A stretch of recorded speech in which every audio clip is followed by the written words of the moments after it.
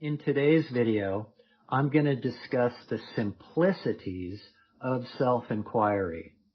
Now, any of us who have turned our attention inward, especially in the early days or the early phases, knows that it's not simple. It appears to be very complex because we've trained ourselves, we've trained our mind to spin us away from the source of ourself. And we've trained our body to physically want to get up and move from stillness and silence. And so, again, especially in the early phases, there's nothing simple about this. Well, I do my best to bring it back to simplicity, to describe that it's about grabbing on to this sense of individual, this sense of me, this sense of I, and drifting back into being with it. It's really that simple, and yet it's not, any of us who are in self-inquiry these days. This video I'm discussing with an attendee in one of my non-duality sessions, and you can tell he's starting to describe what he's doing in self-inquiry, and it's becoming very complex. And I told him to hold off, and I start to describe this grabbing on to I. There is a quote in here from Rumi. Rumi is the 13th century Persian poet, and his quote is, "Drift down and down and down into ever-widening rings of being." And that's what I'm trying to describe in this video. You're grabbing hold of this sense of I, and you're drifting down and down and down into ever-widening rings of being. If you have any questions regarding self-inquiry or anything related to non-duality, you can always leave a comment below or shoot me an email or sign up for one of my free non-duality sessions. I can start with just explaining what I've been doing when I meditate every day. It was described as just waiting for thoughts to come up, and when it does come up, you kind of hold it, and you then you kind of repeat it to really keep it there. So you catch a thought, you hold it and see if it is causing any effect on you emotionally or on the body, and then you run the thought again, and then you ask, or you look for who's saying it in direct experience, what is the direct experience of the one saying it, or the direct experience of the one hearing it. And it's too much effort, Todd. It's too okay. much. Remember, you're trying to get to this root of I, because everything comes back to this root of I, this feeling of I, this sensation or sense of I. Right? And this I thinks it does everything. So when you're in silence with your eyes closed and there's a thought, who is this I that thinks? That's the question. And the ego, the sense of I, will turn around and go home and rest in itself. And that thought will diminish. For one, you're not attending to it anymore. That thought might be there, but if you're not paying attention to it, you don't know it exists. So therefore, it goes away, if you want to look at it like that. Okay? And this is it goes back to who is I'm bored, right? Because the ego will play I'm bored. I'm bored game. Who is this I that's bored? Who is this I that's tired? So any movement away thought, feeling, emotion, who is this I that does that? And it will turn around and go back to self, and whatever it is it was doing will diminish. It will go away. The thoughts will go away. The boredom will go away. The frustration will go away. The smell will go away. These are the specific ones where, again, the who am I is, I like to say it's a more broad question. And maybe that's what you start with. It turns your attention in, and then you start to think, who is this I that thinks? But if I have two questions, those are the two. Who am I, and who is this I that thinks? And at first, I probably had more than that. Who is bored? Who's frustrated? Who wants to get the hell out of here? Who is fidgety? All of these things.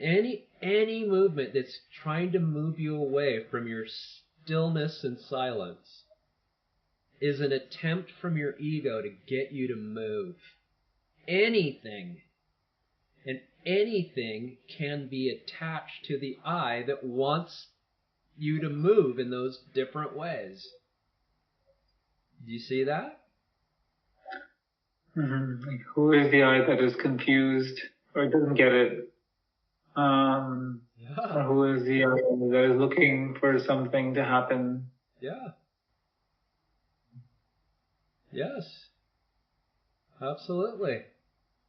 Because the ego wants two things simultaneously. It wants to live, and it wants to go home in peace and happiness. That's the dichotomy of the ego. What was the first one? It wants to exist. Oh, okay. Yeah. It wants to be real. It wants to be known as the entity that's doing your life. But it also longs for the love of itself.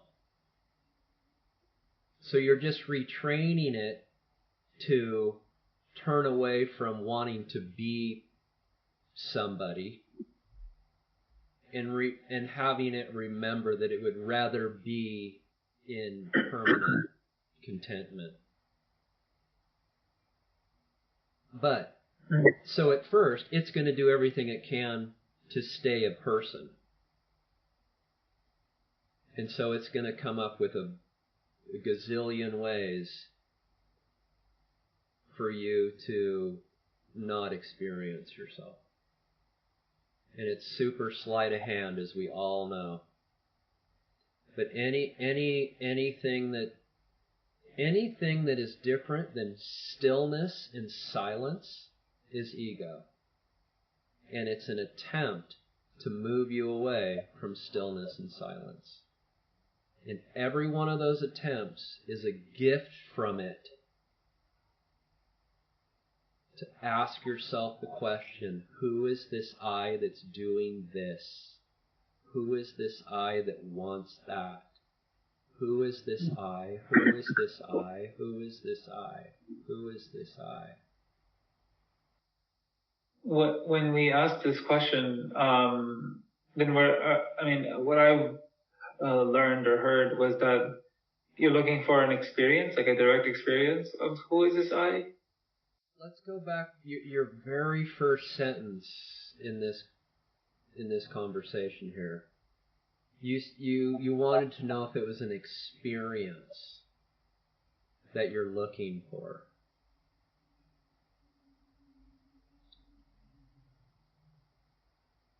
The experience that it's a realization that there is no I. Who is this I that moves me away? Who is this I that keeps me frustrated?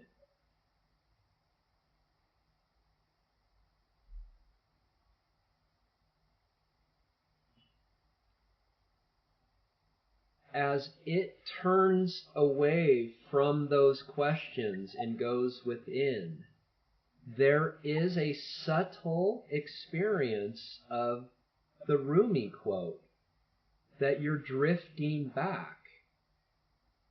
And in that drifting back, you're realizing directly, inherently, that there is no I.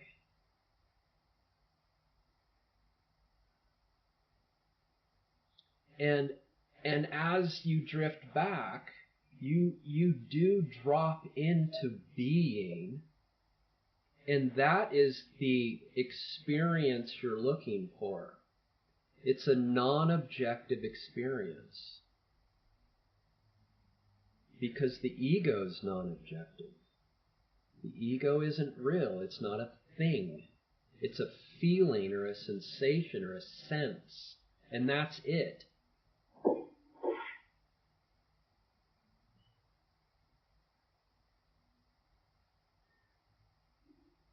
It's a direct realization that there is no I. There is no me. There never was. You could call that an experience. It's a direct, inherent experience. And that's what adds conviction to this message. That's when we say it's the direct path, or it's a direct experience. Like you are experiencing this as the truth. So it'll just, I mean, this is not an intellectual thing. It'll just become clear that there is no I. That's, yes. Okay. Yeah, that definitely hasn't happened. This. Yeah. Or I'm sorry, this can't know this. Ever. That's one thing you have to let go. You can't, that's one reason why I say you can't have any expectations. Because only this has expectations. But it can never know this. So how can this ever expect to know what it finds here? Because this won't be here when you get here.